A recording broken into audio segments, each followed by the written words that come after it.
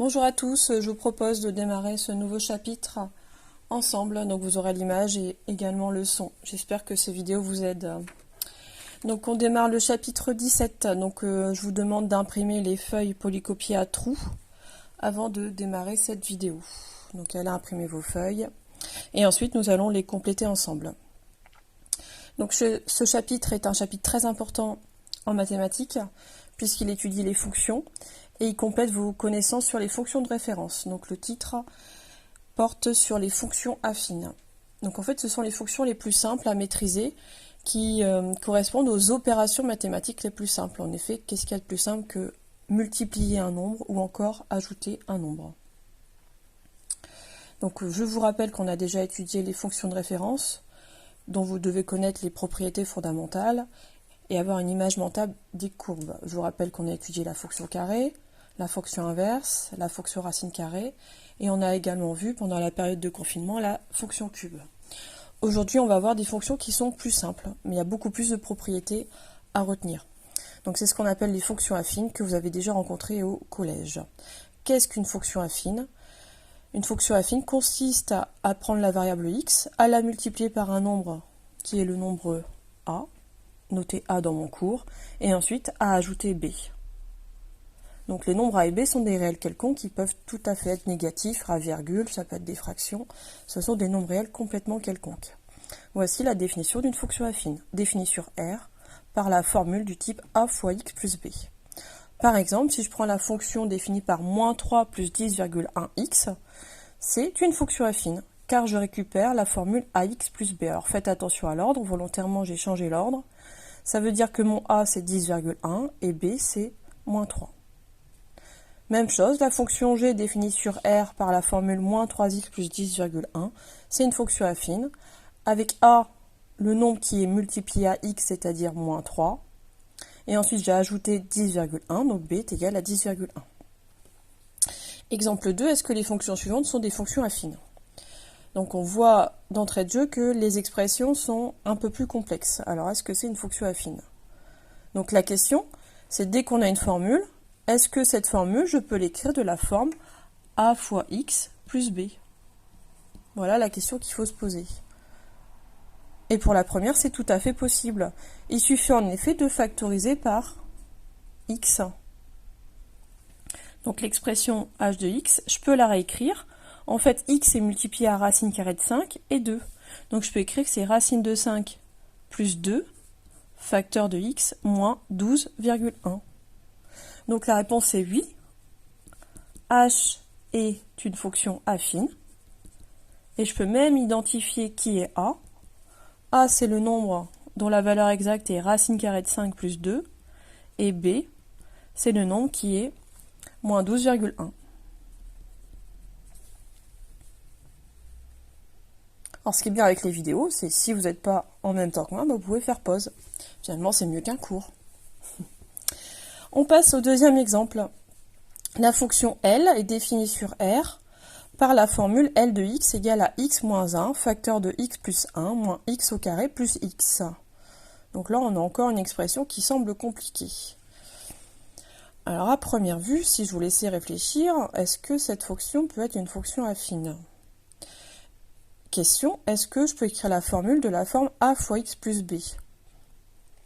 Si je pousse pas trop à la réflexion, je vois du x carré, j'ai envie de dire que non, ça ne semble pas être une fonction affine. Mais attention, est-ce que l'expression est simplifiée? Est-ce qu'elle est développée et réduite? Non, il y a un petit peu de travail. Alors avant de se prononcer, on va travailler un petit peu et essayer de changer l'expression de la fonction L. Donc je vous invite à développer. Donc soit vous utilisez la double distributivité, soit vous avez bien étudié les mathématiques et vous avez reconnu l'identité remarquable qui vous donne a au carré, c'est-à-dire x au carré. Attention, mon a et mon b n'ont rien à voir. Je suis en train de parler de l'identité remarquable que je vais écrire ici à côté. Là, on a reconnu normalement a moins b, facteur de a plus b, qui est égal à simplement a carré moins b au carré. Pas de souci, si j'ai oublié, c'est pas grave, je fais la double distributivité, ça va me coûter une ligne de calcul, mais j'aurai le bon résultat, ce qui est essentiel. Donc là, pour gagner du temps, j'applique l'identité remarquable. Donc a au carré, c'est-à-dire x au carré, moins 1 au carré, c'est-à-dire moins 1 au carré. Et ensuite, les deux termes restants, moins x carré plus x.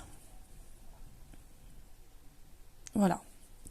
Donc mon expression L de x, finalement je constate que les carrés qui me dérangeaient pour affirmer que c'était une fonction affine s'éliminent. Il me reste moins 1 au carré, c'est-à-dire moins 1, plus x. Et ça, c'est exactement du type ax plus b. Avec a égale... Non, pas 0. Quelle est la valeur de a? A, c'est le coefficient devant x, donc c'est clair, ici devant x, il n'y a rien. Mais ça sous-entend que x est multiplié à 1, faites attention. Quelle est la valeur de b?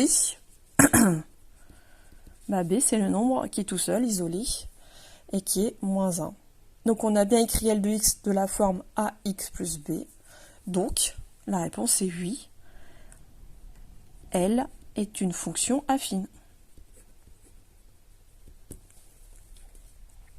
Si vous avez des questions, je vous invite à numéroter la page qui est concernée et à me poser des questions dans une discussion. Troisième exemple, la fonction définie sur R par la formule m de x égale à 3 fois 1 sur x plus 2. Est-ce qu'il n'y aurait pas un problème dans l'énoncé? Est-ce que cette fonction vous semble affine? Alors, vous lisez 1 sur x. Ici, dans l'expression, on rencontre l'inverse de x. Alors, quelle est la précaution à prendre quand on a 1 sur x? Bah oui, interdit divisé par 0. Donc, la valeur 0 est interdite.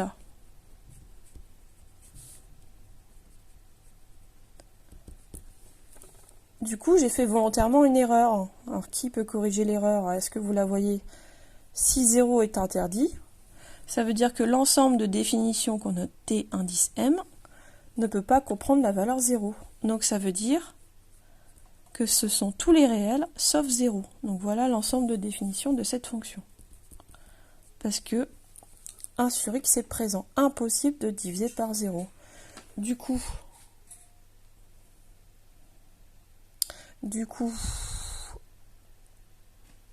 est-ce que ma fonction est définie sur R? Non. Il y a une autre notation plus petite qui signifie exactement la même chose. Quand on enlève à tous les réels le nombre 0, c'est R étoile. Donc là, vous corrigez l'énoncé, qui est volontairement faux. Donc ma fonction est définie sur R étoile. Ah bah, ça c'est réglé. On a dit que les fonctions affines étaient définies sur R. C'est un premier critère. Et deuxième critère par la formule ax plus b. Du coup, la réponse est non. Car l'ensemble de définitions est différent de R. Voilà. Quelques cas particuliers de ces fonctions affines. Si le nombre b est égal à 0, ça veut dire que dans la formule n'apparaît que a fois x. A fois x plus 0, ça fait a fois x. Et du coup, vous vous souvenez, on dit que cette fonction est une fonction qui est linéaire. Si c'est a qui est 0, ça veut dire que f de x est 0x plus b, c'est-à-dire 0 fois x, ça fait 0, 0 plus b, ça fait simplement b. Du coup, toutes les images par cette fonction sont égales au nombre qui est b. Ça veut dire que notre fonction est une fonction constante. Voilà pour la définition des fonctions affines. Dans une deuxième partie, nous allons nous demander à quoi ressemble la courbe, quelle est la représentation graphique de ces fonctions affines. Pour ce faire, je vous demande de compléter les tableaux de valeurs. Donc je vous propose une première fonction affine définie par 2x moins 1. Donc c'est bien une fonction affine qui est a, 2, qui est b, moins 1. Donc on verra que ces nombres sont importants dans la représentation graphique. Placer des points, c'est en fait calculer des images pour connaître les coordonnées des points. Donc au hasard, c'est moi qui vous pose des valeurs de x, mais on peut le faire avec d'autres valeurs. On va s'intéresser à ces nombres. Alors si je prends x égale à moins 1, dans la formule f de x, je remplace x par moins 1. Je fais mon calcul. 2 fois moins 1, ça me fait moins 2. moins 1, ce qui me donne f de moins 1 égale à moins 3. F de 0, donc si vous avez besoin de l'écrire, je vous invite à le faire. F de 0, c'est 2 fois 0 moins 1, c'est-à-dire 0 moins 1, autrement dit, moins 1. De tête, puisqu'on n'a pas assez de place sur le papier, f de 2, donc 2 fois 2, 4 moins 1, ça nous donne 3. F de 3, 2 fois 3, 6, moins 1, ça nous donne 5. Voilà. On laisse la fonction g de côté, on y reviendra après. Donc, en page 2, je vous invite à placer les points. On aura donc 4 points en regardant ce tableau de valeurs. Donc, on va poser les unités. Donc, je travaille dans un repère ortho-normé. Donc, je peux fixer les unités à l'aide des deux vecteurs, vous vous souvenez, I et J. On ne se complique pas la vie. Un carreau, une unité. Donc, l'image de moins 1, c'est moins 3. Donc, l'image de moins 1, c'est moins 3. Donc, ça me donne ce premier point. Ensuite, l'image de 0, c'est moins 1.